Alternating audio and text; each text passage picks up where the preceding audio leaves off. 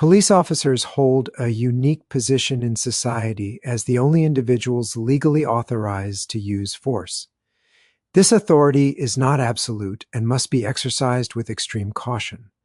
The ethical justification for using force typically rests on two primary grounds: self-defense and the protection of others.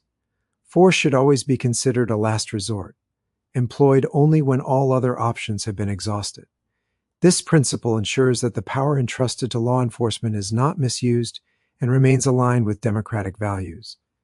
Officers must constantly weigh the necessity of force against its potential consequences, maintaining a balance between enforcing the law and respecting human rights.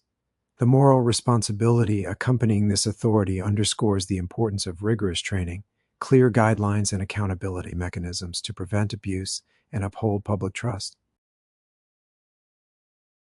Modern policing operates under unprecedented public scrutiny due to the rise of citizen journalism. With smartphones and social media, virtually any police interaction can be recorded and shared globally within seconds.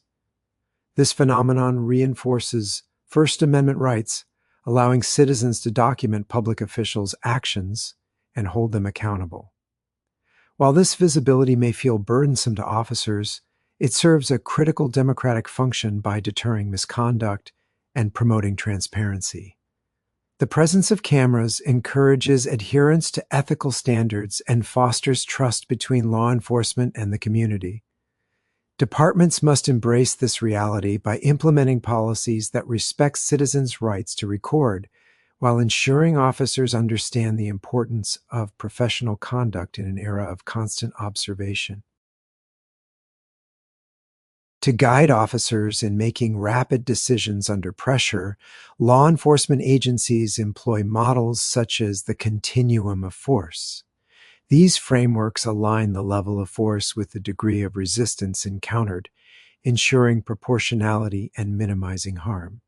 Traditional linear models advocate a step-by-step escalation, while newer dynamic models offer flexibility based on situational variables. Legal standards further shape these practices, notably through landmark Supreme Court cases. Tennessee v. Garner restricts the use of deadly force against fleeing suspects, emphasizing necessity and proportionality. Graham v. Connor introduced the objectively reasonable standard, requiring evaluations of force to consider what a reasonable officer would do under similar circumstances, rather than relying on hindsight. These guidelines collectively aim to balance effective policing with constitutional protections. Excessive force remains a critical ethical concern in policing, often analyzed through three perspectives: personalistic, sociological, and organizational.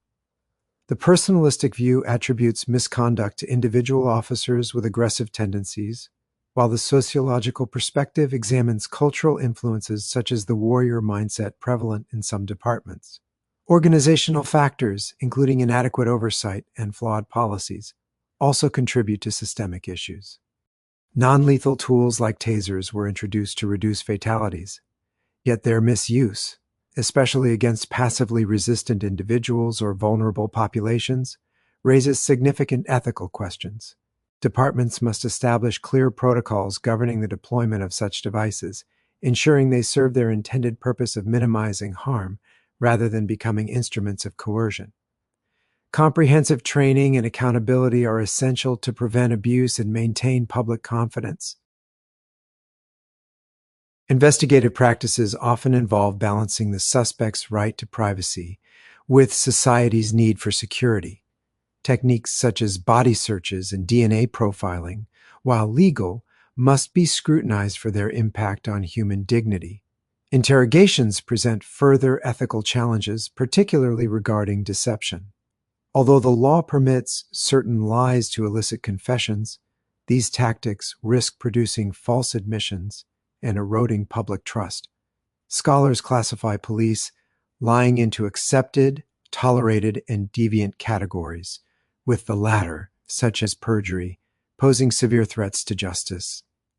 Noble cause corruption exemplifies the moral hazard of prioritizing outcomes over legality, where officers justify unethical actions by appealing to perceived greater goods. Addressing these issues requires robust safeguards, including mandatory electronic recording of interrogations, to enhance transparency and restore confidence in law enforcement. Policing occupies a unique ethical space, combining the authority to use force with the obligation to uphold justice and human rights. Legal standards such as those established in Graham v. Connor provide essential boundaries, yet cultural and organizational pressures often challenge these limits. The paradox of deception in investigations underscores the tension between legal permissibility and ethical integrity, highlighting the need for transparency measures like body cameras and recorded interrogations. Moving forward, law enforcement must prioritize legitimacy alongside effectiveness, adopting practices that reinforce accountability and public trust. Ethical policing is not merely a technical endeavor, but a moral commitment to democratic principles requiring continuous reflection, training, and reform to meet evolving societal expectations.